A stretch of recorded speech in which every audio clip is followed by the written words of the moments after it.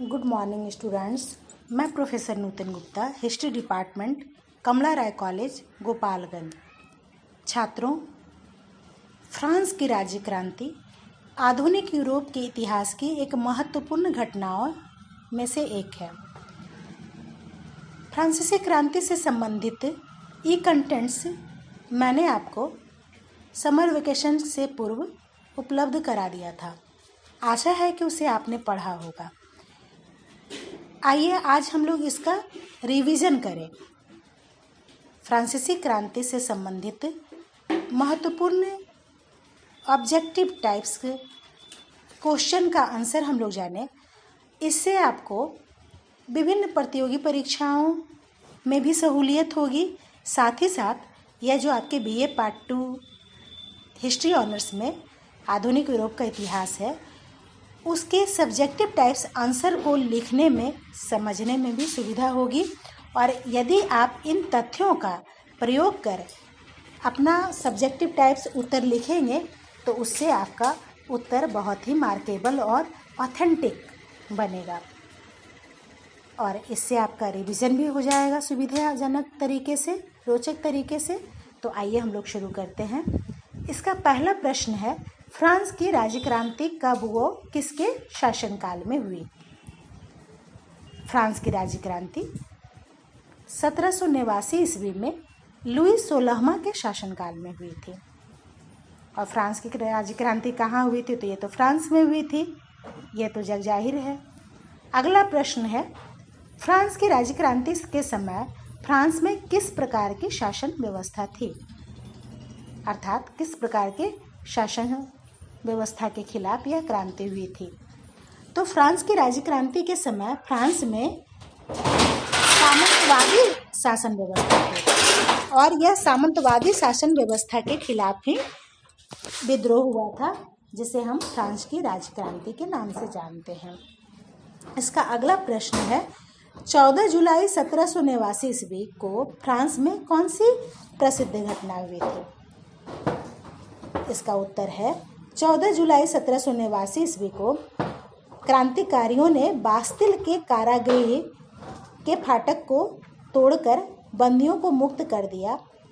इसी कारण से 14 जुलाई को फ्रांस में राष्ट्रीय दिवस के रूप में भी मनाया जाता है।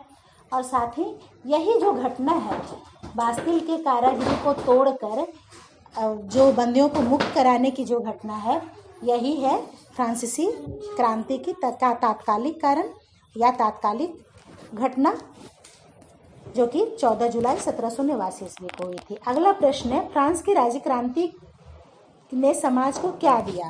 अर्थात फ्रांस की राज्य क्रांति की समाज को क्या देन है? तो यह है भाईचारा, स्वतंत्रता और समानता का नारा।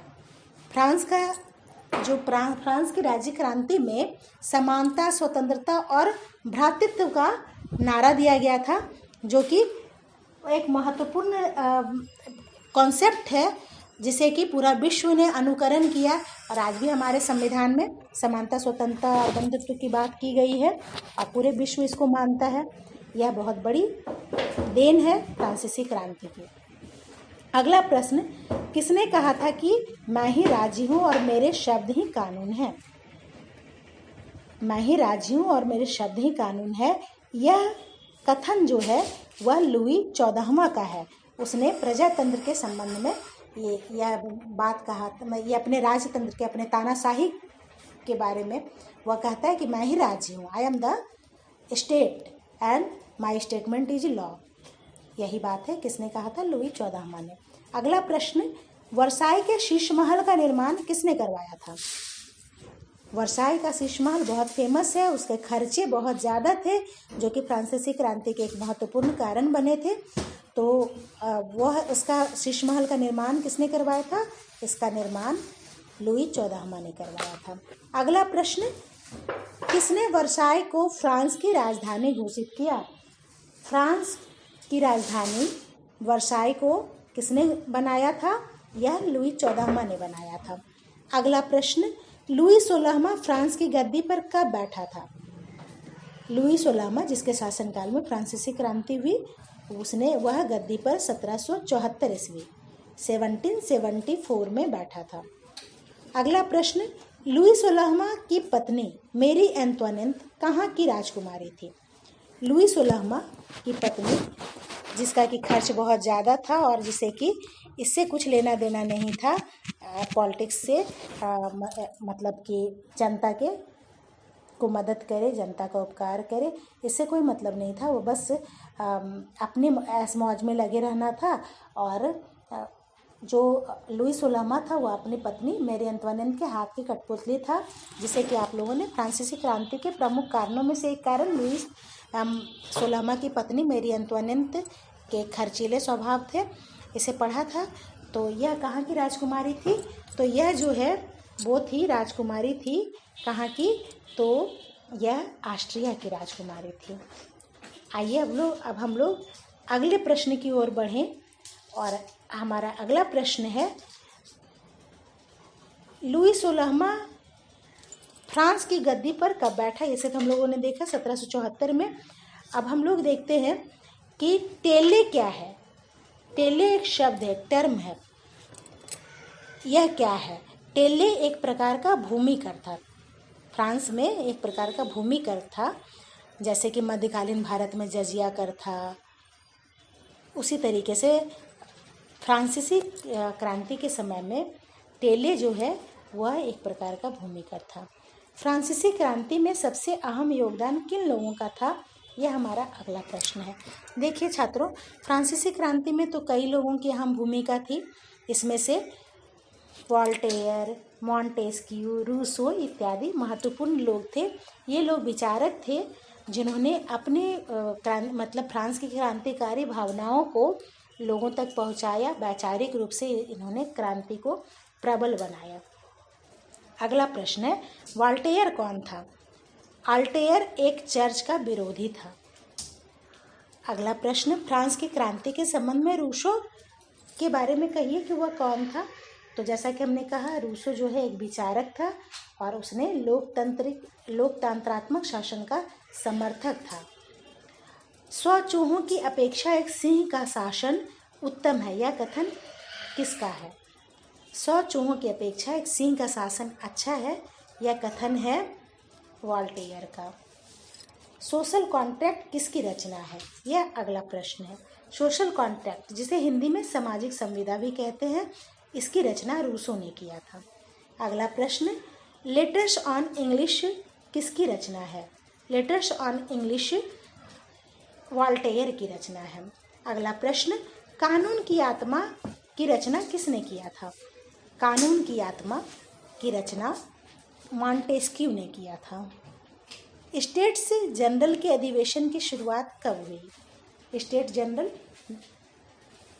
जो कि फ्रांस के कानून व्यवस्था को संचालित करने में इसकी अहम भूमिका रही, इसकी शुरुआत 5 मई 1789 5 मई 1789 ईस्वी को हुई। अगला प्रश्न बहुत ही इम्पॉर्टेंट है कि माप तौल की दशमलव प्रणाली की शुरुआत किस देश से हुई? माप तौल की दशमलव प्रणाली की शुरुआत फ्रांस से हुई है। अर्थात माप तौल की जो दशमलव प्रणाली अभी चलता है वह किसकी देन है? तो फ्रांस की देन है।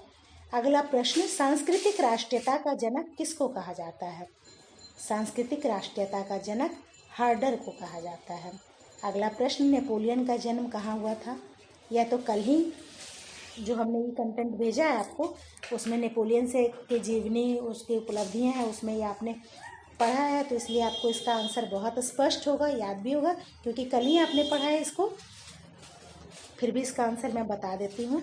नेपोलियन का जन्म 15 अगस्त 1769 ईस्वी में, अर्थात 15 अगस्त 1769 में हुआ था। अगला प्रश्न, नेपोलियन का जन्म कहाँ हुआ था? नेपोलियन का जन्म कोर्सिका द्वीप की राजधानी अजासियो में हुआ था।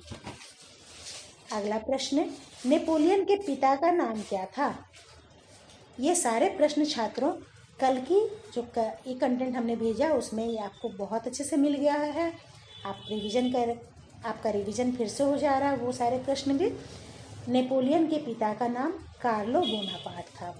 नेपोलियन ने सैनिक शिक्षा कहाँ प्राप्त की थी? यह हमारा अगला प्रश्न है। नेपोलियन ने ब्रिटेन की सैन्य अकादमी में अर्थात ब्रिटेन का आर्मी स्कूल में वहाँ सैनिक शिक्षा प्राप्त किया था। अगला प्रश्न, इटली में अगला प्रश्न है, फ्रांस में डायरेक्टरी के शासन का अंत कब हुआ? फ्रांस में डायरेक्टरी के शासन का अंत 1799 अर्थात 1799 में हुआ था। अगला प्रश्न, पहली बार नेपोलियन कब काउंसलर बना? कल के जो हमने नोट्स लिखा है उसमें इसके काउंसलर बनने की चर्चा हमने किया है, किस प्रकार से नेपोलियन जो है वो एक सामान्य सिपाही से काउंसलर बना और काउंसलर के बाद फिर वो फ्रांस का सम्राट बना है, इसकी चर्चा हमने किया है। तो आइए हम लोग इसका आंसर जाने कि पहली बार नेपोलियन 1799 ईस्वी में काउंसलर बना था। अगला प्रश्न, जीवन भर के लिए नेपोलियन काउंसलर कब बना? जीवन भर के लिए नेपोलियन 1802 ईस्वी में काउंसलर बना। अगला प्रश्न, नेपोलियन फ्रांस का सम्राट कब बना? यह जो नेपोलियन है, जैसा कि अभी हमने कहा कि यह एक सामान्य सिपाही से, सामान्य सैनिक से फ्रांस का सम्राट बना। यह 1804 ईस्वी में फ्रांस का सम्राट बना। अगला प्रश्न, किसे आधुनिक फ्रांस का निर्माता माना गया है? आधुनिक फ्रांस का निर्माता नेपोलियन को कहा जाता है। अब छात्रों कहते हैं आधुनिक भारत का निर्माता किसे कहते हैं? यह भी एक महत्वपूर्ण प्रश्न है, इससे कोरिलेट करेंगे आप तो ये प्रश्न आपको अच्छे से याद रहेगा। आधुनिक भारत का निर्माता राजा राम मोहन राय को कहा जाता है। चलिए अगले प्रश्न की तरफ हम लोग देखें। इंग्लैंड को बनियों का देश सबसे पहले किसने कहा था? यह बहुत ही इम्पॉर्टेंट प्रश्न है जो कि विभिन्न प्रतियोगी परीक्षाओं में पूछे जाते हैं। इंग्लैंड को बनियों का देश सबसे पहले नेपोलियन ने कहा था। अगला प्रश्न है, नेपोलियन की पहली पत्नी का नाम क्या था? नेपोलियन की पहली पत्नी का नाम जोजेफाइन था। अगला प्रश्न, इंग्लैंड और नेपोलियन के बीच कौन सा युद्ध हुआ था जो कि 21 अक्टूबर 1805 ईस्वी में संपन्न हुआ? यह स्ट्राफगलर का युद्ध था जो कि 21 अक्टूबर 1805 ईस्वी में इंग्लैंड और नेपोलियन के बीच में लड़ा गया था। अगला प्रश्न, बैंक ऑफ फ्रांस की स्थापना कब और किसने किया था? बहुत इम्पॉर्टेंट प्रश्न है कि बैंक ऑफ फ्रांस की स्थापना 1800 ईस्वी में नेपोलियन ने किया था। अगला प्रश्न, किस संग्रह को नेपोलियन द्वारा तैयार कानूनों का संग्रह कहा जाता है? किस संग्रह को नेपोलियन संग्रह कहा जाता है? तो यह नेपोलियन के द्वारा तैयार किया गया था जो कि कानून संहिता थी, जिसे नेपोलियन कोड भी कहते हैं। अगला प्रश्न है, किस स्थान पर नेपोलियन को बंदी बनाकर रखा गया था?